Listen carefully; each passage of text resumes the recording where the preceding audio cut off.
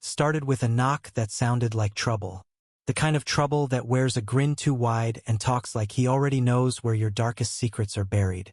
By the time I opened the door, it was already too late. Ethan Parker?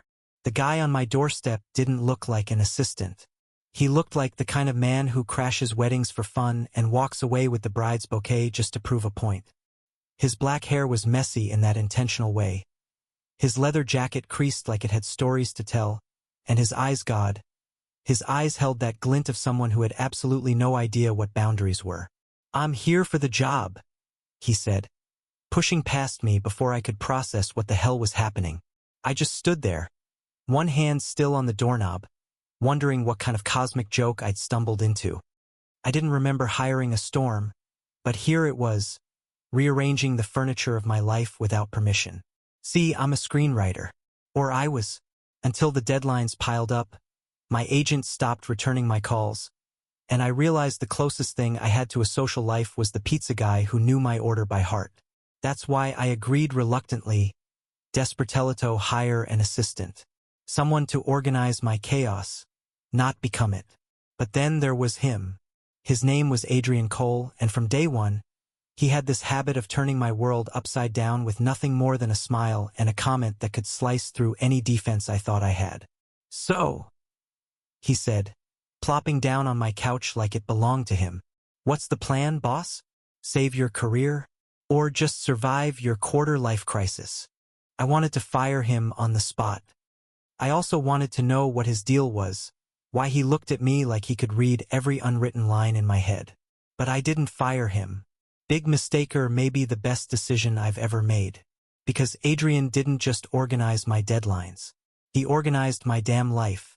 My apartment got cleaner, my scripts got finished, and somewhere in the middle of all that, he decided my love life was his new project. That's when things got complicated. It started small suggestions over dinner, casual mentions of people I should totally meet. But then he zeroed in on Noah, my best friend, my anchor since college, the guy who'd held my hair back after tequila nights and read my worst drafts without judgment. Noah, who had never been anything more than safe, steady, untouchable, until Adrian decided otherwise. "I'm just saying," Adrian said one night, leaning against the counter while I tried to focus on my laptop. "The way he looks at you, if I were Noah, I'd have made a move years ago." I laughed. Hard. Too hard. "You're insane." "Am I?" He tilted his head, studying me with that infuriating calm, like he already knew the ending to a story I hadn't even started writing yet. That was Adrian, always 5 steps ahead, always holding a mirror to things I didn't want to see. And damn it, he was good. Too good. Noah started showing up more often, lingering after game nights, brushing against me in ways that felt different. Or maybe I was imagining it. Maybe Adrian was just planting seeds in my head, watering them with that smug grin every time I blushed. Either way, something shifted. I should have hated Adrian for it. Instead, I found myself watching him when he wasn't looking, wondering why his voice in my kitchen felt louder than my thoughts, wondering why, when he teased me about Noah, I wanted to grab him by that stupid leather jacket and no. Absolutely not. I had rules, boundaries, a best friend I couldn't afford to lose, and an assistant who was the definition of chaos wrapped in a human body. But then came the night everything cracked open. It was late.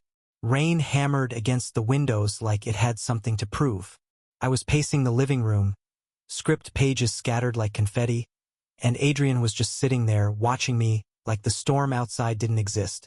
"Breathe, Ethan," he said softly, like he was afraid I might shatter if he spoke any louder.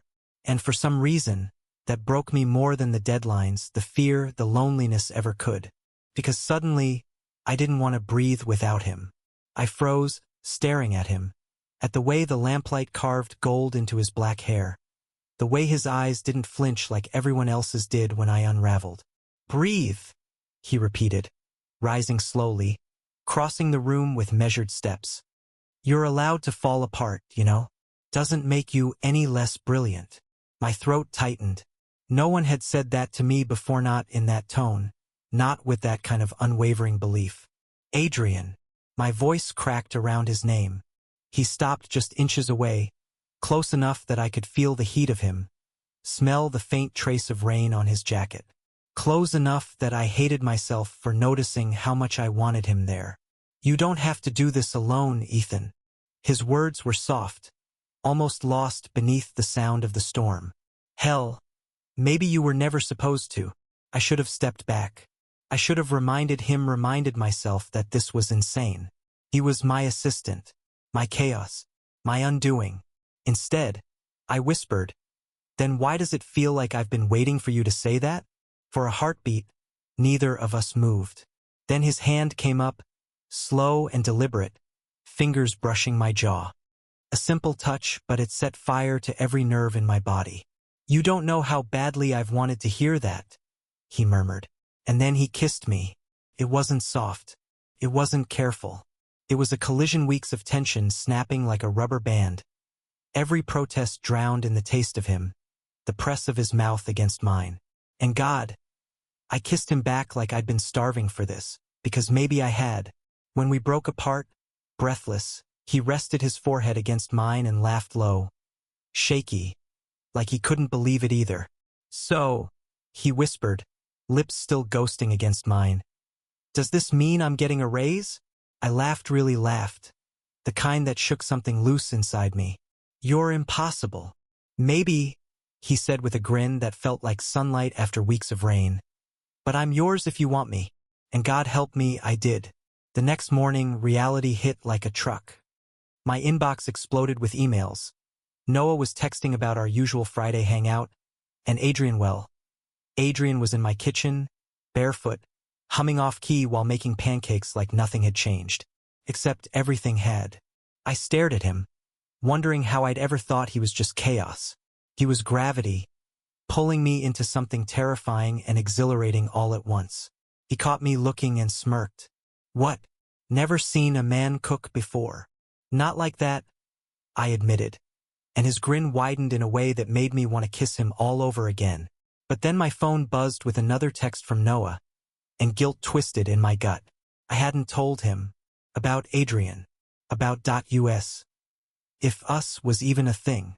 Adrian must have read my mind because he set the spatula down and leaned against the counter, arms folded. "You're thinking about him, aren't you?" I swallowed hard. "He's my best friend, Adrian.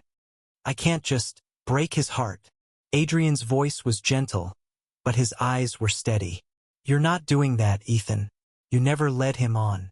And if he cares about you, really cares, he'll want you happy. And if he doesn't?" Adrian shrugged. "Then he was never the friend you thought he was." It wasn't that simple, but God, I wanted to believe him. Noah showed up that evening. Same easy smile. Same warmth that had always been my safety net. And for the first time, I saw the way his gaze lingered, the way his laughter faltered when Adrian brushed past me to grab a drink. The air was thick with something unspoken, and I hated it. Halfway through the night, Noah excused himself to the balcony. I followed, heart pounding like a war drum. He didn't look at me when he said, "So to you and him?" I wanted to lie to make it easier, but I couldn't. Not to him. "Yes," I said quietly. I think I'm falling for him." Noah was silent for a long moment, staring out at the city lights. When he finally turned to me, his smile was sad but real. "Then don't screw it up," he said, and pulled me into a hug that felt like both an ending and a blessing. When I walked back inside, Adrian was waiting. Not with questions, not with smugness, just waiting. Like he'd known I'd choose him. And for the first time in a long time, I felt like I wasn't drowning anymore. I was breathing. Weeks later, I turned in a new script, one that didn't just save my career, but bared my soul. A love story about two men who found each other in the wreckage and built something worth keeping. When the studio called to say they wanted it, Adrian was the first person I told. He kissed me like it was our first time all over again. Like the world could burn and he'd still be here. And maybe that's the thing about love. It doesn't always arrive when you're ready or in the package you expect. Sometimes it crashes through your door wearing a leather jacket and a grin, rearranging everything you thought you knew. And if you're lucky, you let it stay. Because sometimes chaos isn't the end of your story. Sometimes, it's the beginning. Thank you for listening. Don't forget to like and subscribe to stay updated with the latest videos.